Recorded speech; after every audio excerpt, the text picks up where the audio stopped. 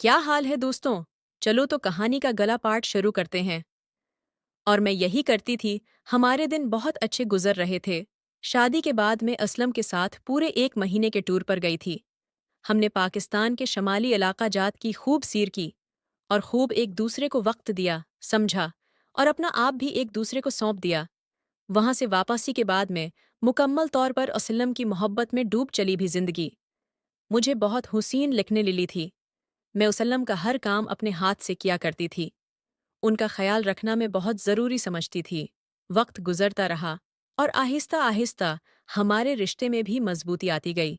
लेकिन मुझे एक खाली बीन सा अपनी ज़िंदगी में महसूस होता था। मैं समझ न पा रही थी कि आखिर ऐसा क्या है जो मुझे यूं खालीपन महसूस होता है। मैंने इस्लम से भी इस बारे में बात की, जिस पर वो कहने लगा कि ये तुम्हारे दिमाग का वहम है और कुछ भी नहीं है। तुम ज्यादा मत सोचा कर। वो देखो, मैं तुम्हारे पास हूँ। मेरे घर वाले तुम्हारे पास हैं। अगर तुम्हें इनसे कोई शिकायत है या मुझसे कोई शिकायत है तो मुझे कहो, उसे दूर कर दूंगा। लेकिन ये हर वक्त सोचा मत करो, यकीन मानो।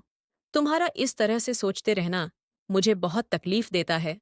ओस्लम की बात सुनकर मैंने भी खुद पर आहिस्ता आहिस्ता काबू पाना शुरू कर दिया। लेकिन वो खाली बीन जैसे नासूर बनता जा रहा था। मेरी शादी को 8 माह गुजर चुके हैं।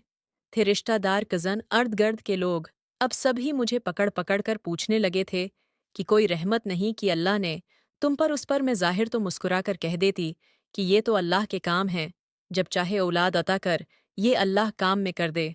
हमने अपना मुकम्मल चेकअप करवा लिया है। हम में तो कोई मसीला नहीं है, देर सिर्फ अल्लाह के यहाँ से है। मैं सबको एक जैसे जवाब देती, लेकिन मैं जानती थी मेरी मुना पर खड़े होकर तो वो है तमाम लोग मुझे दुआएं देते हैं, लेकिन पीठ पीछे मुझे बांझ कहते हैं। अब मुझे लोगों के ये रवैये सताने लगे थे। मैंने बहुत बार कोशिश की कि मैं उसलम से उस बारे में बात करूं, लेकिन उसलम थे कि इस मौजू की तरफ आते ही न थे। जब भी बात छीड़ती वो उधर उधर की बातें करके ये बात ही टाल देते।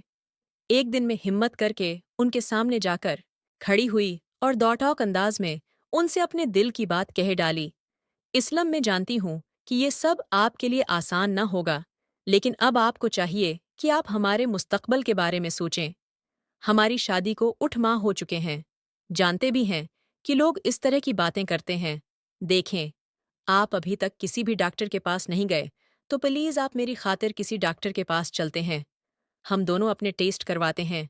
हो सकता है कि कोई हो सकता है कि कोई हो सकता है कि कोई हो सकता है कि कोई हो सकता है कि कोई हो सकता है कि कोई हो सकता है कि कोई हो सकता है कि कोई हो सकता है कि कोई हो सकता है कि कोई हो सकता है कि कोई हो सकता है कि कोई हो सकता है कि कोई हो सकता है कि कोई हो सकता है कि कोई हो सकता है कि कोई हो सकता है कि कोई हो सकता है कि कोई हो सकता है मसीला हो।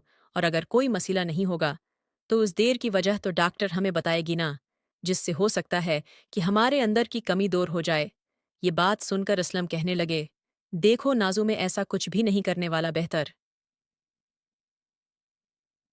प्यारे दोस्तों, ये कहानी बहुत ख़ास है और अगर आप उसको मज़ीद सुनना चाहते हैं तो मेरी उस वीडियो पे कमेंट्स कर दें ताकि आपको मज़ीद उस कहानी का अगला पार्ट मिल सके।